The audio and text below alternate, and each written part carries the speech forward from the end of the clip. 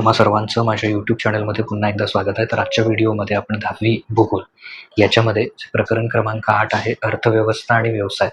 तर त्याचा जो स्वाध्याय आहे, प्रश्नोत्तर आहे, तर ती प्रश्नोत्तर आपण आजच्या व्हिडिओमध्ये बघणार आहे. त्याच्यातला पहिला प्रश्न आहे, गाडीला जागी योग्य शब्द भरा आणि ते वाक्य पुन्हा लिहायचं आहे. तर इथे पहिला प्रश्न आहे, पहिली रिकामी जागा आहे, भारताचे दरडोई उत्पन्न ब्राझीलपेक्षा कमी आहे. कारण, त्याचं कारण द्यायचं आहे. त्याचं कारण आहे प्रचंड लोकसंख्या.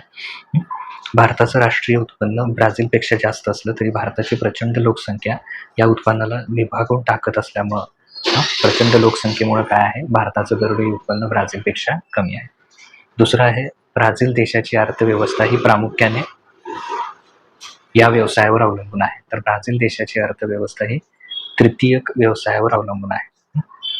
तर ब्राझीलचं एकूण राष्ट्रीय उत्पन्न आणि रोजगार सेवा क्षेत्राचा म्हणजेच तृतीयक व्यवसायांचा वाटा सर्वाधिक आहे, त्यामुळे तृतीयक व्यवसाय. भारत व ब्राझील या दोन्ही देशांची अर्थव्यवस्था ही विकसनशील प्रकारची आहे. अमेरिका किंवा जपानसारख्या विकसित देशांच्या तुलनेत भारत आणि ब्राझील हे दोन्ही देश अद्याप प्रगतीपथावर असणारे म्हणजे विकसनशील देश आहेत. त्याच्यानंतर प्रश्न दुसरा आहे, खालील प्रश्नांची उत्तरं दे. त्याच्यामध्ये पहिला आहे, ब्राझीलच्या पश्चिम भागात खाणकाम व्यवसायाचा विकास अल्प का झाला आहे. तर ब्राझीलचा पूर्व आणि दक्षिण भागात खाणकाम व्यवसाय मोठ्या प्रमाणात चालतो, परंतु पश्चिम भागात व्यवसायाचा विकास अत्यंत मर्यादित म्हणजेच अल्प झालेला आहे, कमी झालेला आहे. याची मुख्य कारणे खालीलप्रमाणे. पहिला आहे, ॲमेझॉन नदीचे खोरे आणि घनदाट जंगले. ब्राझीलचा पश्चिम भाग प्रामुख्याने ॲमेझॉन नदीच्या खोऱ्याने व्यापलेला आहे. येथे जगातील सर्वात मोठी व सदाहरित विषुववृत्तीय घनदाट जंगले आहेत. या दुर्गम प्रदेशात खनिज साठ्यांचा शोध घेणे अत्यंत कठीण आहे. प्रकृती हवामान व भूप्रदेश. या भागातील हवामान अतिशय उष्ण आणि दमट असून येथे वर्षभर प्रचंड पाऊस पडतो. तसेच दलदलीचा भूप्रदेश आणि वाहतुकीच्या मार्गांचा अभाव यामुळे हा भाग मानवी वस्तीसाठी प्रतिकूल आहे. त्याच्या पुढचा आहे, खनिजांचे साठे अज्ञात असणे.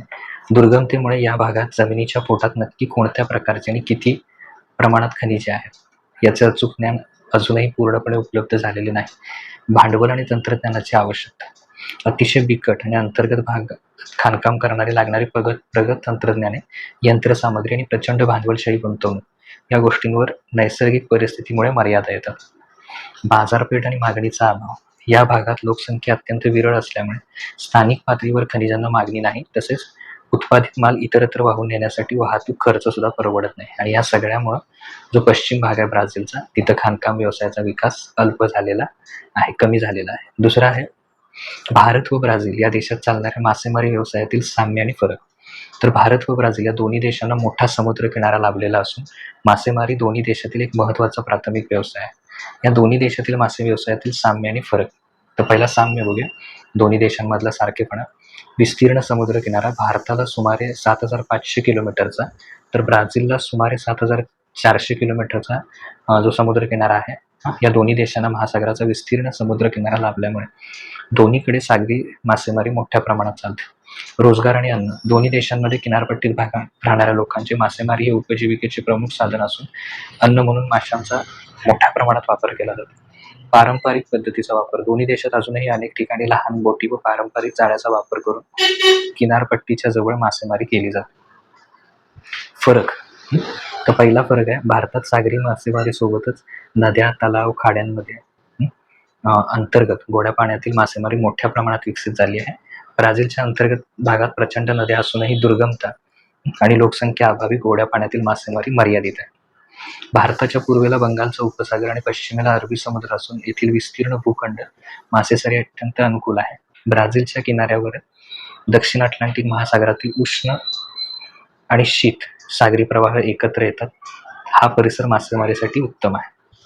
भारतात प्रामुख्याने बांगडा, पापलेट, कोळंबी, सुरमई, जवळा, मॅकरेल इत्यादी मासे पकडले जातात. ब्राझीलमध्ये प्रामुख्याने स्वॉर्डफिश, कोळंबी, लॉबस्टर, सर्डिन इत्यादी सागरी जीवांची शिकार केली जाते. भारतातील मासेमारीचे स्वरूप हे अधिक व्यावसायिक आणि देशव्यापी मोठे आहे, ज्यातून निर्यातही मोठ्या प्रमाणात होते. ब्राझीलमध्ये नैसर्गिक अनुकूलता असूनही इतर व्यवसायांच्या तुलनेत मासेमारीचा विकास अजूनही कमी झालेला आहे. आता कारणं द्यायचे. ब्राझीलमधील दरडोई जमीन धारणा. भारताच्या तुलनेत जास्त आहे. एकूण भूक्षेत्रातील फरक, ब्राझील हा जगातील क्षेत्रफळाच्या दृष्टीने 5व्या क्रमांकाचा मोठा देश आहे. ब्राझीलचे एकूण क्षेत्रफळ खूप जास्त आहे, म्हणजे 2.5 पट जास्त आहे. लोकसंख्येतील प्रचंड फरक, भारताची लोकसंख्या जगामध्ये सर्वोच्च पातळीवर अंदाजे 140 कोटींपेक्षा जास्त आहे. त्या मानाने ब्राझीलची एकूण लोकसंख्या अत्यंत कमी, म्हणजे 21 कोटी. लोकसंख्येची घनता, भारतात प्रति चौरस किलोमीटर मागे लोकांची घनता खूप जास्त आहे, तर ब्राझीलमध्ये विस्तीर्ण जमिनीच्या मानाने लोकसंख्या विरळ असल्याने तेथील लोकसंख्येची घनता अत्यंत कमी आहे, म्हणजे 25 व्यक्ती प्रति चौरस मीटर.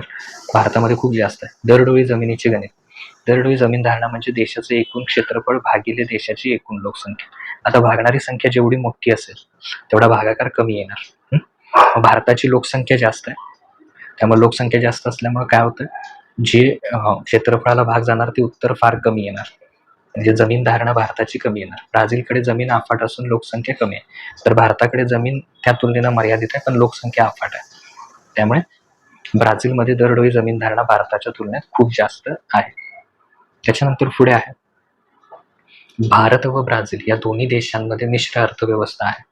सार्वजनिक आणि खाजगी क्षेत्राचे सहअस्तित्व, भारत आणि ब्राझील या दोन्ही देशांच्या आर्थिक प्रणालीमध्ये सार्वजनिक क्षेत्रे, शासकीय मालकीचे उद्योग आणि सेवा, खाजगी क्षेत्रे, व्यक्ती आणि खाजगी कंपन्यांच्या मालकीचे उद्योग हे दोन्ही एकत्र काम करतात. उत्पादनाच्या साधनांची विभागणी, दोन्ही देशात काही महत्त्वाचे आणि धोरणात्मक क्षेत्रे, उदाहरणार्थ रेल्वे, संरक्षण, काही अंशी बँक सेवा, ऊर्जा निर्मिती पूर्णपणे आणि प्रामुख्याने शासनाच्या नियंत्रणाखाली आहेत, तर दुसरीकडे ग्राहक उपयोगी वस्तू, शेती, माहिती तंत्रज्ञान व इतर उद्योग खाजगी क्षेत्रासाठी खुले आहेत. कल्याणकारी व व्यावसायिक हेतू, केवळ नफा मिळवणे हा खाजगी क्षेत्राचा हेतू असतो, तर देशातील तळागाळांपर्यंत मूलभूत सुविधा पोहोचवणे हा शासनाचा उद्देश असतो. या दोन्ही हेतूंचा मेळ या देशांनी घातलेला आहे. आर्थिक नियोजन, दोन्ही देशांमध्ये आर्थिक विकासाचा वेग वाढवण्यासाठी शासकीय नियमन आणि खाजगी उद्योजकता या दोन्ही घटकांना समान वाव मिळाला. तर यावरनं निष्कर्ष काय करू शकतो आपण, ज्या अर्थव्यवस्थेत भांडवलशाही म्हणजे खाजगी आणि समाजवादी म्हणजे सार्वजनिक या दोन्ही अर्थव्यवस्थेची वैशिष्ट्ये एकत्र दिसून येतात, त्यांना मिश्र अर्थव्यवस्था म्हणतात. ही दोन्ही वैशिष्ट्ये भारत आणि ब्राझीलमध्ये असल्यामुळे या दोन्ही देशात मिश्र अर्थव्यवस्था आहे. आता पुढील आलेखाचा अभ्यास करून त्याचं थोडक्यात विश्लेषण करा. पुस्तकामध्ये तुम्हाला हा आलेख दिलेला आहे, तृतीयक, द्वितीयक, प्राथमिक. त्याच्यावरून काय करायचं आहे, त्याची माहिती लिहायची. आलेखाचा विषय पहिल्यांदा हे लिहायचं, हा आलेख भारत आणि ब्राझील या दोन्ही देशांमधील एकूण राष्ट्रीय उत्पन्नातील म्हणजे GDP मधील विविध क्षेत्रांचं योगदान आणि विविध क्षेत्रात गुंतवलेल्या लोकसंख्येची टक्केवारी दर्शवतो. विश्लेषण प्रामुख्याने 2 भागात विभागता येते. एकूण राष्ट्रीय उत्पादनातील विभागांचे योगदान, तृतीय क्षेत्र सेवा, दोन्ही. ते पहिल्यांदा तृतीय क्षेत्र सेवा क्षेत्र बघूया, हिरवं रंगाने काय दाखवलेलं आहे. दोन्ही देशांच्या राष्ट्रीय उत्पन्नामध्ये तृतीय क्षेत्राचे योगदान सर्वाधिक आहे. ब्राझीलच्या राष्ट्रीय उत्पन्नात सुमारे 67% आहे, तर भारताच्या राष्ट्रीय उत्पन्नात ते 57% आहे. यावरून स्पष्ट होते की ब्राझीलची अर्थव्यवस्था भारतापेक्षा सेवा क्षेत्रावर अधिक अवलंबून आहे. द्वितीय क्षेत्र, ब्राझीलच्या राष्ट्रीय उत्पन्नात द्वितीय क्षेत्राचं योगदान 27.5% आहे. भारताच्या योगदानापेक्षा, भारताचं आहे 26%, त्याच्यापेक्षा किंचित जास्त आहे. प्राथमिक क्षेत्र, भारताच्या एकूण, तो निळ्या रंगाने दाखवला, शेती आणि इतर संबंधित एकूण राष्ट्रीय उत्पन्न प्राथमिक हे आहे 17%. हे ब्राझीलच्या योगदानापेक्षा, म्हणजे ब्राझीलचं फक्त 5.5%, त्याच्यापेक्षा जास्त आहे. विविध विभागात गुंतवलेल्या लोकसंख्येची टक्केवारी, भारताची स्थिती, श्रमशक्ती, भारतात आजही सर्वाधिक लोकसंख्या म्हणजे 48.8% लोक प्राथमिक क्षेत्रावर शेतीवर अवलंबून आहेत. द्वितीय क्षेत्रात सर्वात कमी म्हणजे 24.3, तर तृतीय क्षेत्रातील 26.9. ब्राझीलची स्थिती, श्रमशक्ती, ब्राझीलमध्ये केवळ 10% लोकसंख्या प्राथमिक क्षेत्रात कार्यरत आहे. याउलट ब्राझीलमधील सर्वाधिक लोकसंख्या 71% तृतीय सेवा क्षेत्रात आहे, तर द्वितीय क्षेत्रात 19%. तर निष्कर्ष काय काढू शकतो आपण, भारताचं वैशिष्ट्य, भारतात प्राथमिक क्षेत्रात गुंतलेली लोकसंख्या सर्वाधिक म्हणजे 50% आहे, पण त्या मानाने राष्ट्रीय उत्पन्नात वाटा मात्र किती आहे, 17%. म्हणजे अजूनही शेतीवर लोकसंख्येचा प्रचंड भार आहे. तर ब्राझीलचं वैशिष्ट्य, केवळ 10% लोक शेती करतात तरीही त्यांची अर्थव्यवस्था प्रगत आहे आणि तिथली मुख्य ताकद तृतीयक व्यवसाय म्हणजे सेवा क्षेत्र ही आहे. सामान्य तुलना, जरी भारत आणि ब्राझील विकसनशील देश असले तरी ब्राझील हा भारताच्या तुलनेत अधिक नागरीकृत असून तिथली अर्थव्यवस्था सेवा उद्योग क्षेत्राकडे, अर्थव्यवस्था ही सेवा आणि उद्योग या दोन्हीकडे जास्त झुकलेली आहे. तर हे त्याच्यातले निष्कर्ष आहे. अशा प्रकारे आपला इथे जो चॅप्टर आहे तो पूर्ण होतो. त्यातल्या सगळ्या प्रश्नांची उत्तरं आपण बघितलेली आहेत. पुढील व्हिडिओमध्ये जो पुढचा पार्ट आहे 9वा, तर त्याच्यातले आपण प्रश्नोत्तर आहेत ती बघूया. Thank you.